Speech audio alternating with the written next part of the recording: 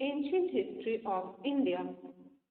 India is one of the oldest countries in the world because Adam alayhi salam was sent down from the heaven on the earth in the Indian subcontinent.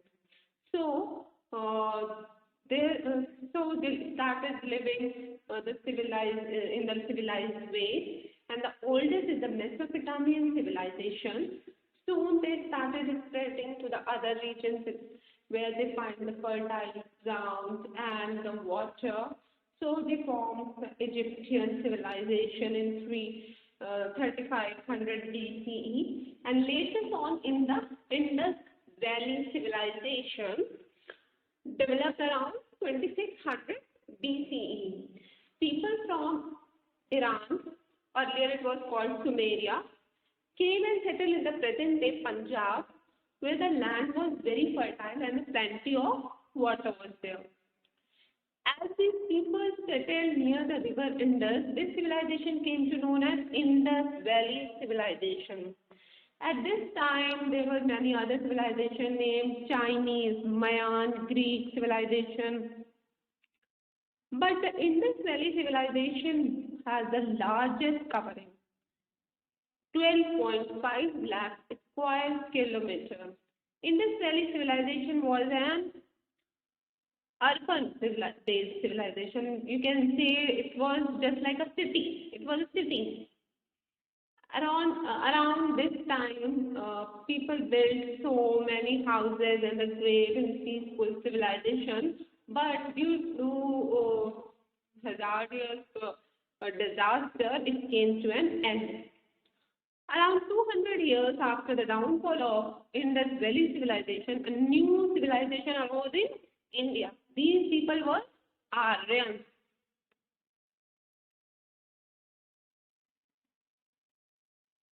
These people were Aryans.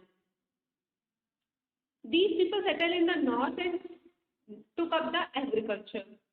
This period was very significant in early Indian history as there was increased use of iron, minting coins, making iron tools, weapons, etc.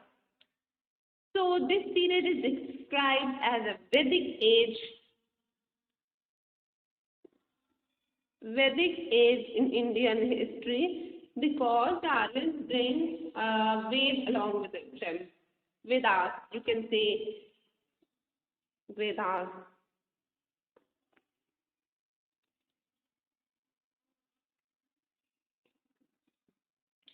So at that time, Mahabharata and Ramayana was also written, and some of the religions like Buddhism and Jainism also emerged. During the Vedic age, the Indo-Aryan cities began to grow in number and size, and by 600 BCE developed into a 16 different kingdoms called Mahajanapadas. So during this time, Persia and Greece invaded in India, and people from these areas found the Indo-Greek kingdom. So first, after the invasion, Chandragupta united the Indian subcontinent and established the Mauryan Empire. In 321 BCE, Chandragupta Maurya founded the Mauryan Empire, and his kingdom was stretched in Afghanistan and Balochistan in the northwest.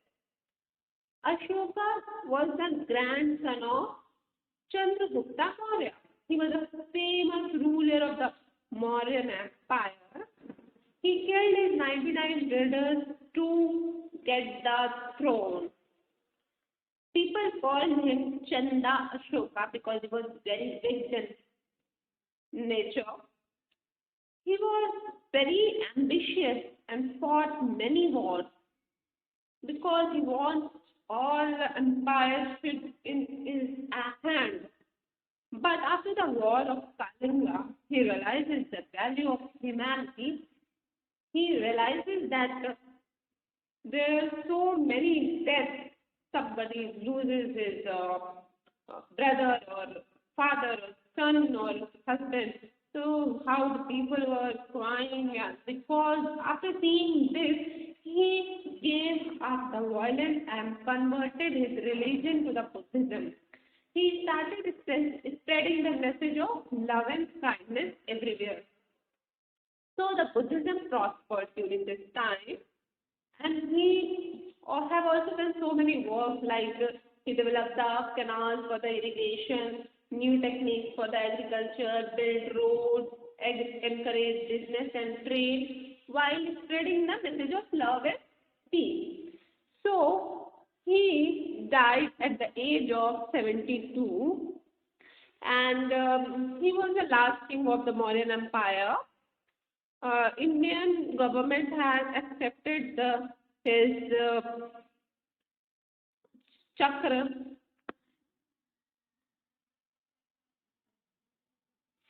called Ashoka Chakra and his stupa. These are the national symbols. Now, Gupta Empire. After the decline of Mauryan, India got disintegrated into smaller kingdoms. Chandragupta I unified India again and established Gupta dynasty. He captured Magadha, made it his capital. He captured a place, Magadha.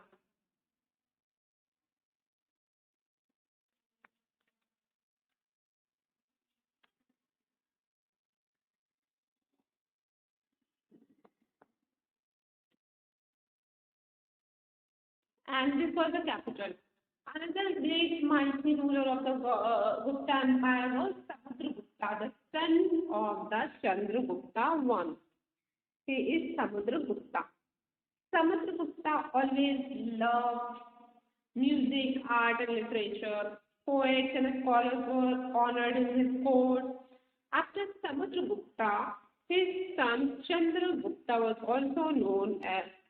also known as the Vikramaditya, became the ruler.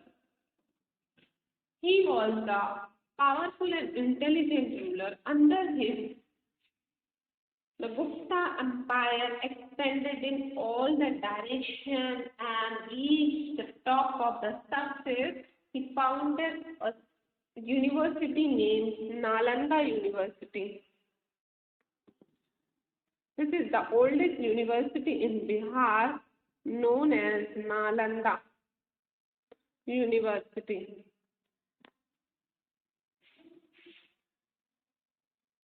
During this time, a great mathematician known as Aryabhatta invented zero.